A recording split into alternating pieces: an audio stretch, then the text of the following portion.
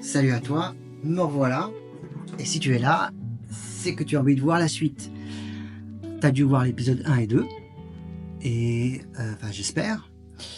Et tu as dû te demander, mais il est bien marrant ce petit artiste, ce petit illustrateur. Mais que va-t-il nous raconter encore de plus? Et ben là, on va taper dans le dur cette fois, qu'on va commencer à parler des traumas d'artistes. C'est ce qui fait que soit tu t'arrêtes, soit tu continues. Est-ce que je vais faire ma pleureuse? Peut-être.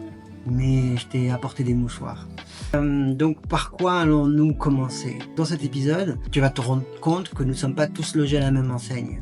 Donc toi qui regardes, toi qui dessines, ton talent, ta technique, c'est pas forcément ça qu'on va juger. Parce qu'en face de toi, tu as des humains. Et ces humains voient les choses de manière complètement différente. Et puis toi aussi, tu es un humain. Et tu peux aussi foirer les choses, ou les réussir, mais peu importe. Il faut prendre en compte aussi le fait que c'est un métier artistique, qu'il y a beaucoup de compétition, que certains artistes, soyons honnêtes, ne sont pas tendres avec d'autres artistes. Il y a une véritable compétition entre artistes. Une course à la visibilité, et en général, un artiste quand il arrive là-haut, c'est très rare qu'il se retourne pour voir ce qui se passe en bas. Et ce qui est drôle aujourd'hui, avec cet essor de l'IA générative, ce sont certains de ces artistes qui ne regardent jamais en bas, qui se mettent à se retourner et à demander à ces petits artistes de se soutenir les uns les autres. Bon, enfin, c'est mon petit pic. Enfin, tout ça pour dire qu'on parle d'un business, c'est un métier. Et malgré tout le côté un peu fantastique, dessin, jeux vidéo, imagination, ça reste quand même un métier. Je le dis de la manière la plus simple. Très souvent, c'est chacun pour soi. Donc je te laisse avec cet épisode. Et puis comme d'habitude, tu peux laisser un like. C'est mon petit sucre, ma petite récompense. Et puis bien sûr, tu peux commenter parce que c'est intéressant de partager nos points de vue et nos expériences. Et cette émission s'appelle Avec Blabla, donc ça nous permet de blablater ensemble. Donc je vous laisse avec cet épisode. Et je te dis à tout de suite.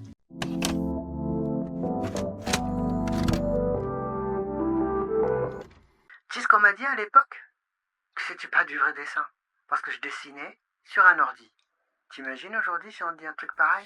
Donc j'ai cette proposition avec cette maison d'édition et il faut se dire qu'à cette période-là, je découvrais aussi l'ordinateur. J'avais acheté un ordinateur avec une petite tablette Bambou. Je travaille avec Photoshop et Photoshop n'a rien à voir avec le Photoshop d'aujourd'hui. C'était genre une trottinette. Alors qu'aujourd'hui, Photoshop est une fusée. Pour moi, c'était juste génial. Je pouvais changer les calques, bouger les objets, on utilisait le lasso pour changer les choses. On n'avait pas autant de brushes, on avait genre 10 brushes et une qui pouvait plus ou moins fonctionner lorsqu'on faisait de la peinture ou de la couleur, mais c'était tout de même rudimentaire. On m'a demandé de faire des planches d'essai, ça a duré pas mal de semaines, d'ailleurs même des mois je crois, avec des allers-retours. Et l'éditeur se disait, bon, il fait tout par ordinateur, c'est un peu chelou cette histoire, mais laissons-le faire. Il est un peu oui bon, ça se fait pas du tout dans le métier, mais il est un peu en avance sur son temps, on va le laisser faire son délire. Peut-être que ça va donner quelque chose. Et comme dans le comics américain, c'était déjà bien établi, la mise en couleur par ordinateur, et travailler avec un ordinateur, donc pour moi c'était juste logique, je me suis dit, bon bah de toute façon... on va aller comme ça en fait. Je n'étais pas le seul non plus à utiliser l'ordinateur, c'était pas comme si j'arrivais, genre j'avais planté mon drapeau en disant je suis le premier. Non, non, il y avait des artistes qui travaillaient, qui commençaient petit à petit à s'intéresser à ça, à mélanger ça dans leur travail. Mais moi, j'étais genre full dessus. Il y avait des artistes qui pouvaient l'utiliser pour des pointes de couleur, pour des modifications. Moi j'avais décidé que j'allais tout faire avec. Franchement, avec le temps, c'était pas encore adapté, vraiment pas. On signe le contrat, ça y est, je suis officiellement auteur de BD, je commence à faire mes planches, et là je commence à faire mes planches. Sauf que à cette époque-là, la BD franco-belge, c'était sale. Pas sale dans le sens crade, dégueulasse, non. Il fallait se salir les doigts. De l'encre, les crayons, les feutres, le graphique sur la face, comme un guerrier. Et t'arrivais chez ton éditeur, tu vois, t'avais encore les crayons plantant sur les cheveux, et tu posais tes planches, tu vois, genre, je suis là, regardez comment j'ai bossé comme un dingue. Sauf que moi, j'arrivais avec mon petit portfolio, avec mes petites photocopies, et je posais ça devant l'éditeur. Et l'éditeur me regardait très souvent avec un air what the fuck, tu vois. C'est genre, Hein. Ce que je voulais faire, c'était essayer de recalquer l'effet aquarelle sur mes planches. Je bidouillais énormément avec l'ordi pour essayer de retrouver cet effet. Donc il y avait énormément de calques, ça prenait du temps et ainsi de suite. Sauf que quand je le sortais, l'éditeur me disait waouh, c'est trop, c'est too much. Il y a trop d'effets, c'est trop lisse, c'est pas assez joli, on voit que c'est faux. Et je disais mais c'est pas faux, puisque je dessine, je suis en train de faire les trucs. Il me dit il faut peut-être arrêter d'appuyer trop sur les boutons. Je dis j'appuie pas sur les boutons, je dis je suis en train de dessiner. Je dis je dessine, j'appuie pas un bouton et ça fait aquarelle, ça n'existait pas à ce moment-là. On commençait déjà à percuter ce mur en fait, avec l'éditeur. Alors voilà, je commence à dessiner. Alors là je vous dis les gars, j'étais pas prêt, mais j'étais pas prêt du tout. Ni psychologiquement, ni émotionnellement. Le truc c'est que j'étais en train d'apprendre l'outil et en même temps de créer quelque chose. C'est comme conduire sans avoir le permis. Il y a bien un moment, tu vas te prendre un platane. Et là, j'ai commencé à accumuler les retards, et les menaces qui pleuvaient, et l'argent qui rentrait pas, et moi qui galérais avec l'ordi pour faire moins fake, pour faire genre, je suis un vrai dessinateur. Et les problèmes de famille, les deuils, et du coup, je suis arrivé à la fin de cet album, et j'ai été lessivé. Mais quand je dis lessivé jusqu'à l'os, c'était genre, je suis rentré dans une machine à laver. Ils ont mis ça à 1800 tours et j'en suis ressorti, mais je savais plus où j'habitais. L'album est sorti, il était dans les bacs comme disent les boomers. Moi j'étais fébrile, je me suis dit ça y est, il est à la Fnac, il est dans les magasins, dans les librairies, c'est bon. Effectivement l'album n'était pas parfait, bon maintenant avec le temps je me dis il était couillu mais il était quand même kex.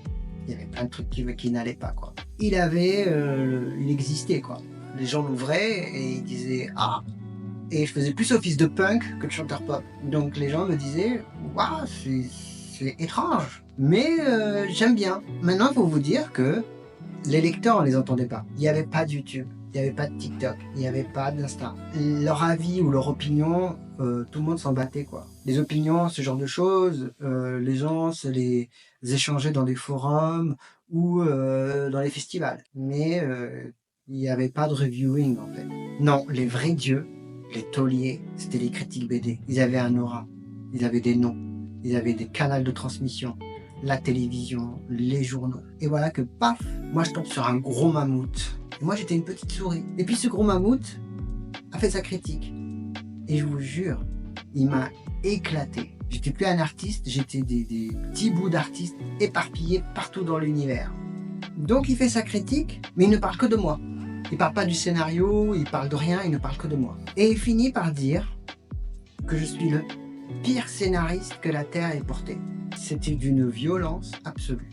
Bon, faut savoir aussi, bon je l'ai appris 3 ans après, que j'étais un dommage collatéral. Il était en bad bise avec la maison d'édition, donc tous les artistes y passaient en général dans sa mauvaise critique, sauf que moi j'en ai pris pour mon grade, j'ai pris cher, super cher.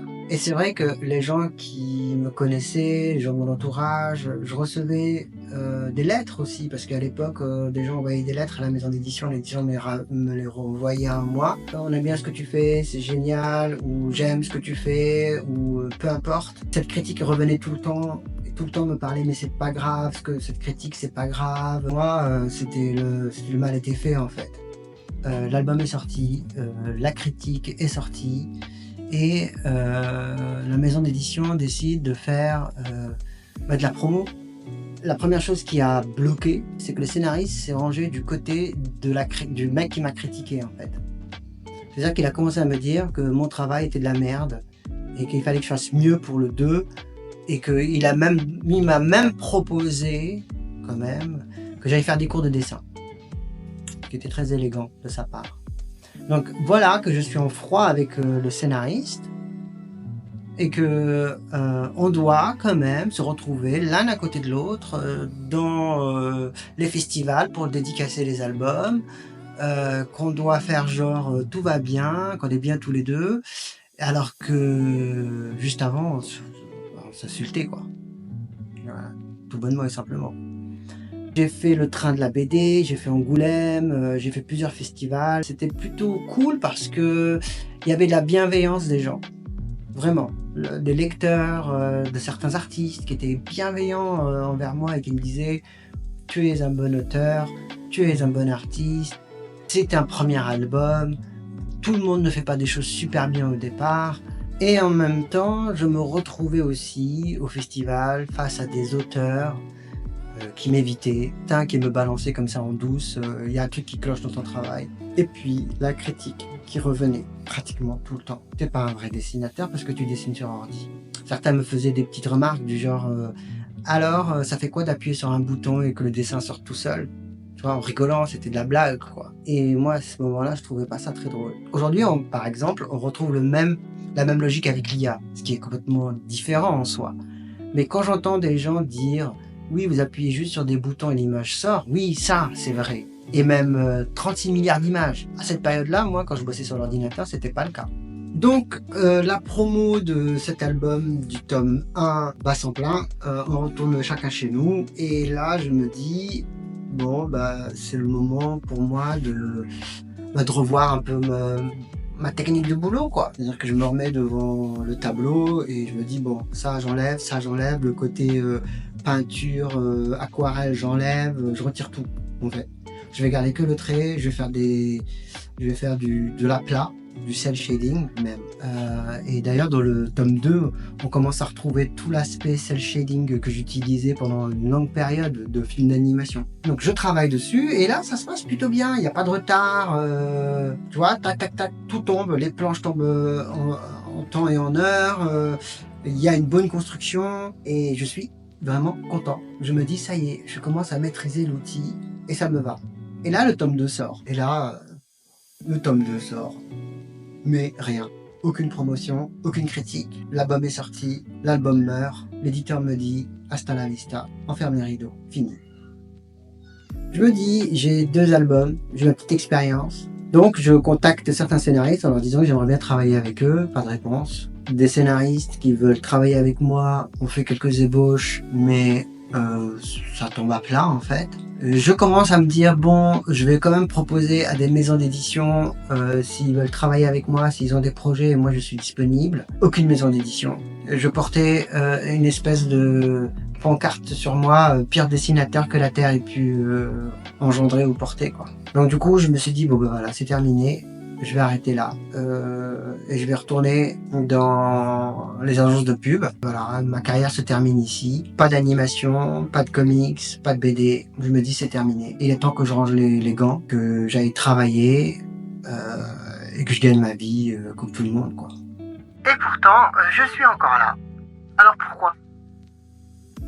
C'est peut-être là que l'histoire commence, non?